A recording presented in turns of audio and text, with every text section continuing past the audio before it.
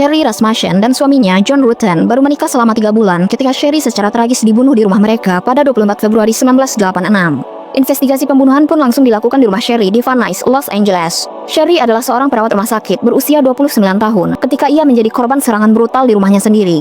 Luka pukulan, bahkan dan gigitan ditemukan di jasadnya. Penyelidikan awal kepolisian menyimpulkan kalau pembunuhan ini adalah hasil perampokan yang gagal. Hal ini dikarenakan ada beberapa kasus perampokan di lingkungan tersebut baru-baru ini dan pelakunya belum berhasil tertangkap. Namun, Nels Rasmussen, ayah Sherry, mencurigai bahwa pembunuhnya adalah seseorang dari masa lalu John Rutten, dan motif kejahatan ini kemungkinan besar adalah rasa cemburu, bukan perampokan. Kecurigaan ini disebabkan karena Nels Rasmussen sangat dekat dengan putrinya, Sherry, dan mereka sering berbicara. Dalam beberapa percakapan mereka, Sherry mengungkapkan kepada ayahnya bahwa mantan pacar John menguntit dan mengganggunya. Hal ini membuat Sherry merasa kalau hidupnya tidak aman. Hal ini masuk akal karena wanita yang menguntitnya tersebut adalah Stephanie Lazarus, seorang polisi muda yang kala itu sedang naik daun di Los Angeles Police Department. Tanpa sepengetahuan para penyelidik, Stephanie ternyata adalah kekasih John Rutten saat keduanya kuliah di kampus yang sama, yaitu UCLA. Namun, hubungan John dan Stephanie tidak berhenti di masa kuliah karena keduanya di kemudian hari diketahui kalau mereka tetap menjalin hubungan intim setelah mereka lulus dari UCLA, bahkan sampai saat John akan menikahi Sherry. Ironisnya, John menganggap hubungan mereka sebagai sesuatu yang kasual saja, tetapi tampaknya Stephanie memiliki perasaan yang jauh lebih dalam dari itu terhadap John. Tak lama setelah pernikahan Sherry dan John, Stephanie yang terbakar api cemburu mulai melakukan penguntitan dan intimidasi terhadap Sherry. Latar belakang ini yang membuat pembunuhan itu terjadi.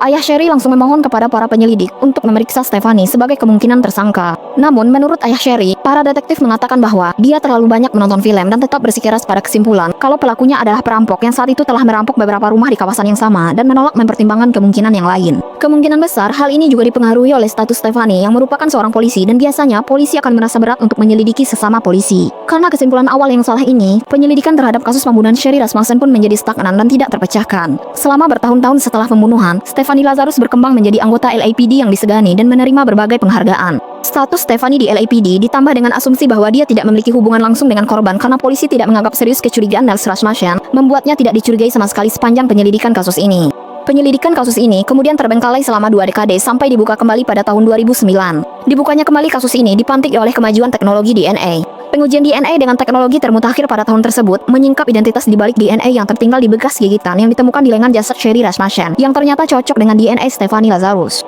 Setelah ditemukan DNA ini, Stephanie sempat dijebak dalam sebuah interview untuk mengakui kalau dia pernah memiliki hubungan asmara dengan John Rutten, yang mana merupakan kemungkinan motif yang selama ini dicari-cari polisi. Setelah itu, kemudian polisi menjadikan Stephanie tersangka atas kasus pembunuhan Sherry Rasmussen. Pada tahun 2012, Stephanie Lazarus dinyatakan bersalah dalam kasus tersebut. Hakim Pengadilan Tinggi Los Angeles, Robert Perry, menjatuhkan hukuman penjara seumur hidup dengan minimal hukuman 27 tahun kepada Stephanie Lazarus. Hukuman ini sekaligus hukuman maksimum di hukum negara bagian California untuk kasus pembunuhan.